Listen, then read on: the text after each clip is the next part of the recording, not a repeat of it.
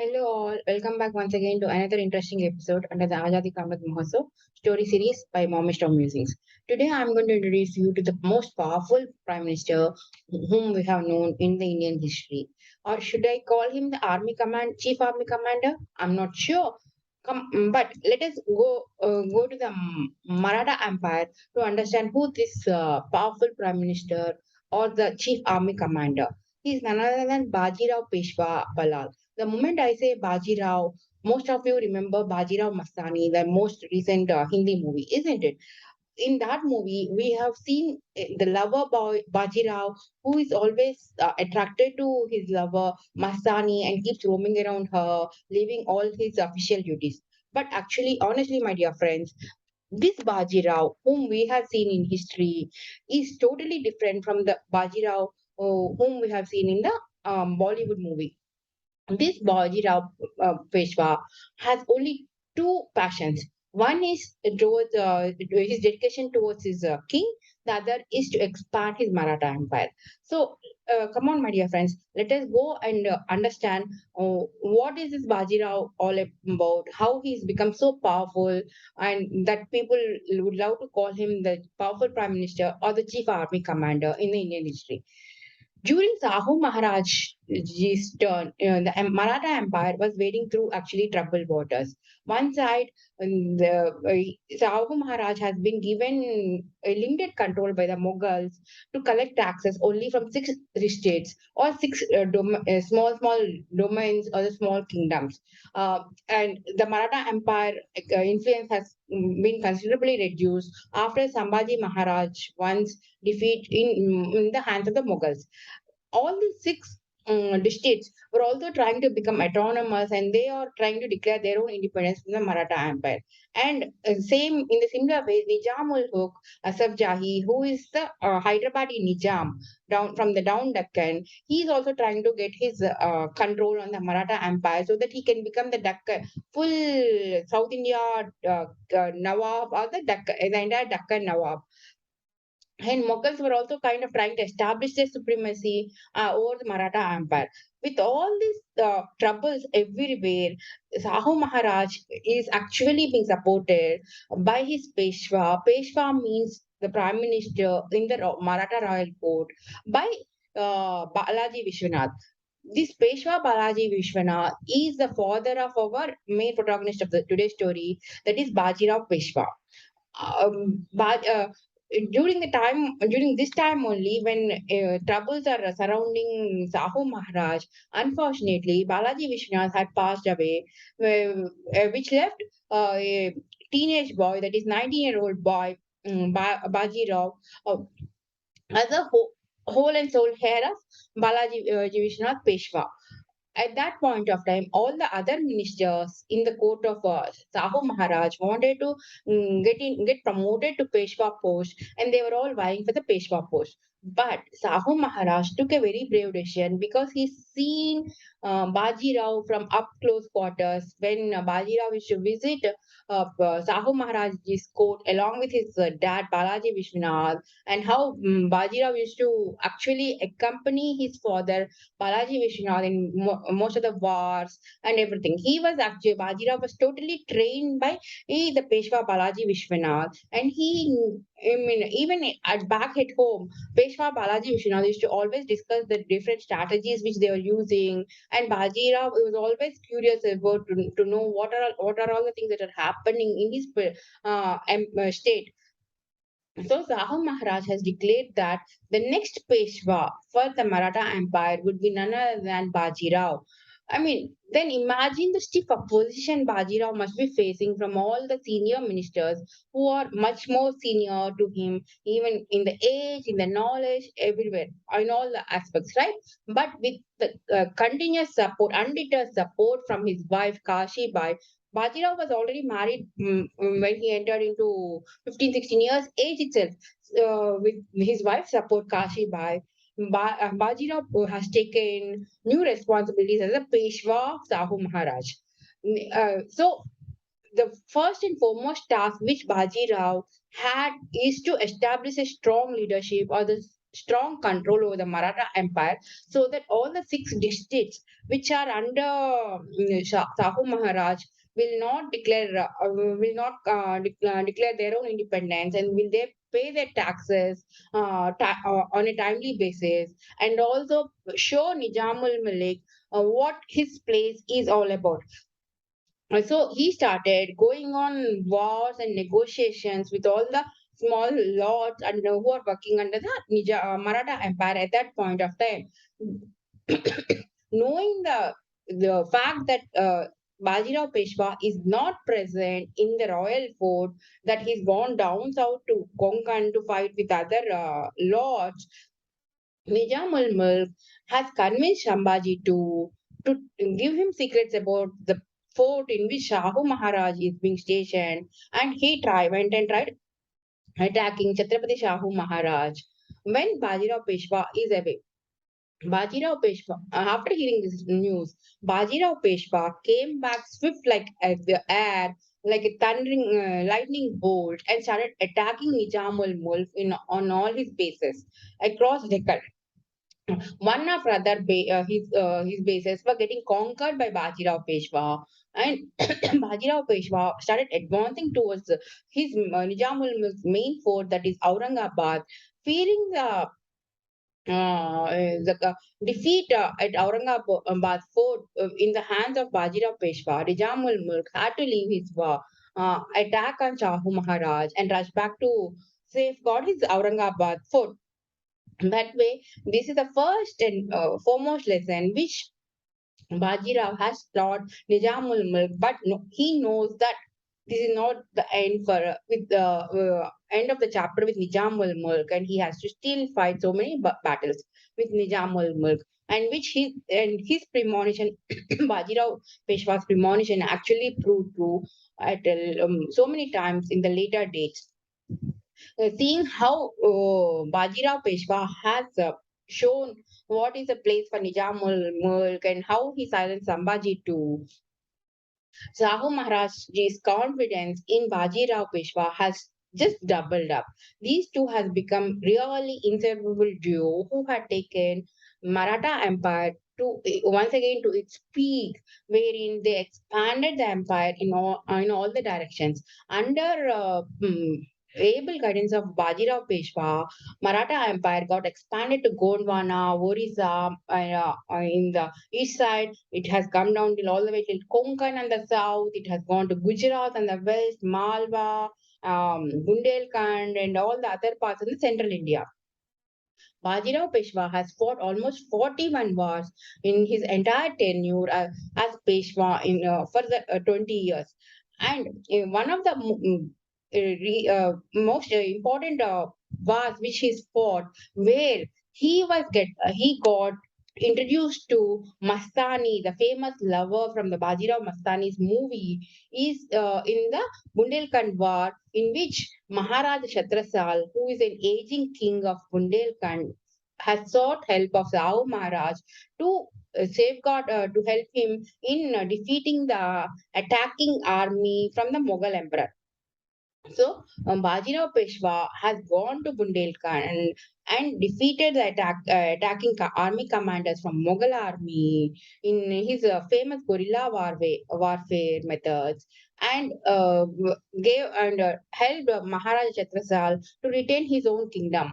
The way Bajirao Peshwa has defeated the army commander and has actually helped him impressed Maharaj Chhatrasal so much that he not only gave one third of his empire to Bajirao Peshwa as a gift, he also has put forward a political marriage alliance in which he is offered his daughter Mastani, whom he got through because of his Muslim consort, as a wife. And Bajirao Mastani is already impressed with the character and the integrity of Maharaj Chhatrasal, that because of this affection, he accepted that proposal and got married to his daughter Mastani. And Mastani's story starts in Bajirao Peshwa's life here at this juncture.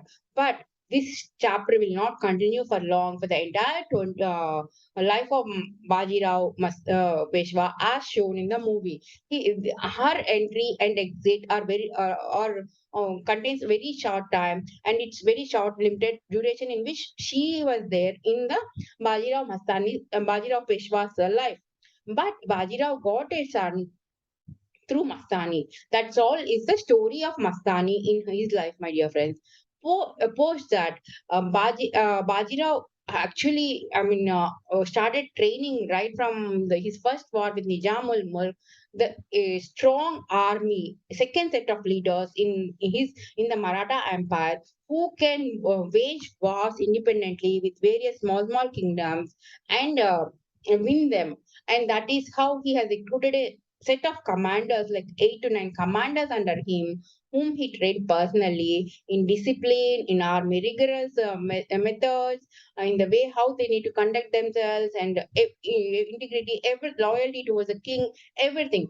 As the army chief army commander, he used to live along with the army people. He never used to say that I'm the chief army commander and I need luxuries. He used to stay under the sky in the thick forest, wherever his army people are there, with tent, without tent, with mattress, without mattress. He should eat whatever is being served. It is not that he used to stick to his family diet as per those ancient Indian traditions. He used to eat everything that comes in his way when he is hungry. In fact, that is what he used to advise his army commanders as well, that you shouldn't spend too much time in eating and drinking. We should always concentrate on how to conquer, how to win wars, how to basically help others, the common folk. Not only that, Bajirao is not just a chief army commander. He's not just a main military strategist. He's an excellent negotiator and an excellent administrator too. In fact, there are two examples that gets cited quite often in the history books. Is about how he went on with his negotiations with Maharana of Udaipur or Raja of Jaipur. When Bajirao decided that he has to, hoist the Maratha Empire's flag on the Red Fort, on top of the Red Fort, he realized the importance of having stronger base in the northern India, in the Malwa, Bundelkhand, and other regions. So he started sending his army commanders for different wars across all these regions, and he got the whiff that from the Mughal court, the Rajputanas are showing some sympathy towards his aggression and they are supporting him. Knowing this, he has gone ahead with the negotiations with Maharana of Udaipur and Raja of Jaipur. When he went to meet Maharana of Udaipur in his fort, Jagjit Singh too has offered him a throne next to him and asked him to sit on the throne. But surprisingly, Bajirao never sat on the throne but sat cross legged on the floor below. And when Jagdish Singh has inquired in a curious tone as to why he's sitting on the floor, Baji Rao's response is really stunning. It really shows what his true nature is, my dear friends. He said, you offer this throne to our Chhatrapati. I can never be a Chhatrapati. I am just a prime minister or Peshwa in my Chhatrapati's court. So my place is to sit at his legs. And you are also an equivalent to Chhatrapati. Reason being, you are a descendant of Maharana Pratap, and you never allowed any foreign invader to set foot in your empire. You always stood for the Hindu Sanatana Dharma, and you always safeguarded your empire, the ladies in your empire, and everybody. So with because of this nature, I have to treat you as equivalent to that of my Chhatrapati. So I need to pay my respects to you. Hearing this, obviously Maharana of Udaipur, Jagjit Singh too, got really impressed, and he also came down and sat cross-legged along with Bajirao Peshwa, and then they started discussing. Post that, Jagjit Singh too has become real supporter of Bajirao Peshwa. After these negotiations got over, he went to Raja of Jaipur's fort. And when he started negotiation in the first meeting, when Raja of Jaipur has offered once again the throne to Bajirao Peshwa, You would have expected a similar kind of situation to get repeated here, right? No, he never. He very casually walked and sat on the throne. But Raja of Jaipur, Savai Jai Singh, has already heard about the story that happened in Udaipur, right? So he asked him, "Why are you sitting on the throne here, but whereas you didn't sit on the throne in Udaipur?" Can you imagine what was the answer Bajirao Peshwa has given? He said that you and your forefathers were always supporting Mughals and working as their own sub rulers or slaves. So, I mean, that is the reason why me, even though I'm a Peshwa in my Chhatrapati's court, I am equivalent to you. So unless you kind of follow Hindu Sanatan Dharma and basically support, decide to drive away the foreigners from your land, I cannot pay you respects. Hearing this, Savai Jai Singh felt very much ashamed and he understood that what is his actual duty as an emperor, as a king at that point of time. This has been reminded to him by a very young chap who is half of his age at that point of time. So, this again, once again, earned a very good follower to Bajirao Peshwa, and Savai Jai Singh started supporting him all along in the future wars and future strategies from then onwards. So I'm just giving you two examples. If we dig deeper into Bajirao Peshwa's life history, there will be multiple instances where you can see his negotiation skills, his true nature, how he really believed in having one huge Hindu nation or Akhand Bharat, where ladies are respected, where the strict religious practices are being followed. But at the same time, you can see that the way he was connecting himself when he's going on the wars or when he's traveling along with his army soldiers, he never had any caste discrimination. He never had any so-called biases against people. He treated everybody as one and the same. But his heart lies in following the ancient Hindu philosophy. This is what makes him so special. And the way he actually was winning most of the wars is like the way his team appears everywhere, just like a thundering bolt or a lightning strike or just like a breeze of air. When Bajirao has set his eyes and started walking towards Delhi to conquer the Delhi Red Fort, Muhammad Shah, who is a reigning ruler, Mughal emperor at Delhi at that point of time, really got scared and jittery. And it is like as though the dark cloud of fear was engulfing the entire Delhi, because even all the people were getting scared internally because what happens when the king gets defeated? They all know that Mughal emperor Muhammad Shah would get defeated under Bajirao Peshwa's attack. So they were not sure what will happen to them. Though there are no stories about atrocities performed by Bajirao, people, right? They were getting scared. And that is when Muhammad Shah has called his trusted commanders like Wazir Ali Khan, Sadad Ali Khan, and others to get stationed in the important points on the route towards Delhi so that they can stop the attacking Maratha army.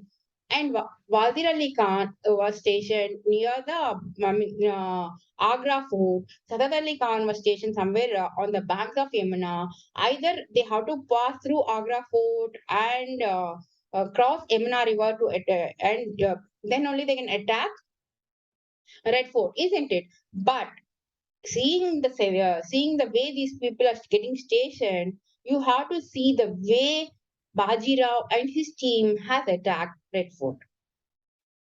They had used knights as their shield. In fact, he told his trusted army commanders that night has been given to us to understand more about our enemy, not to sleep, rest in peace, and have good dreams. It's a shield for us to understand our enemy, learn more about our enemy, and prepare for tomorrow's war at the first light of the dawn.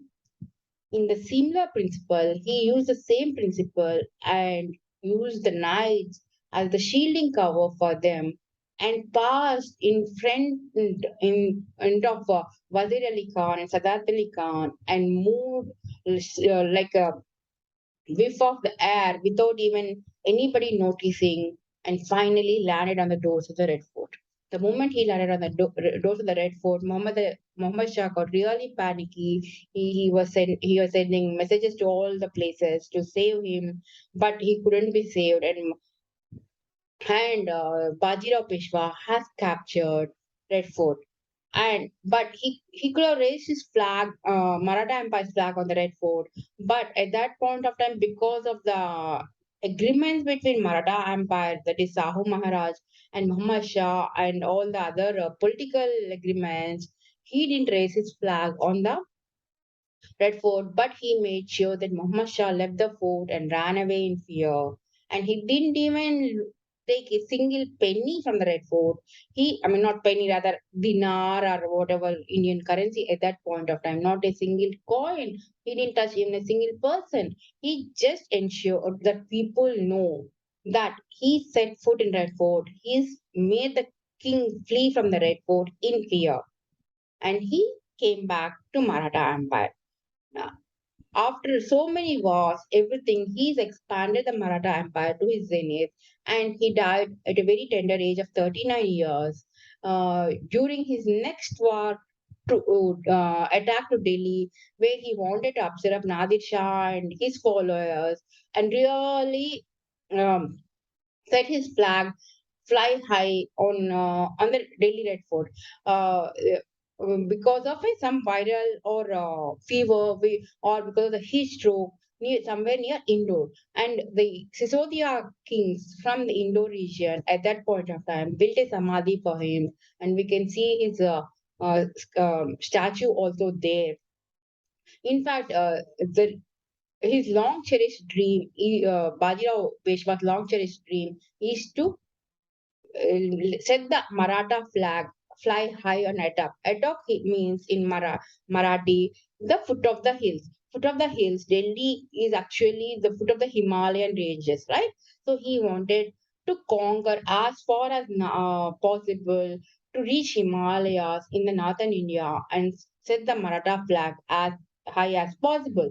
For which Shahu Maharaj always mentioned that with my blessings you are the only one capable person in the entire Maratha Empire to raise the flag high on Himalayas, not just on the attack.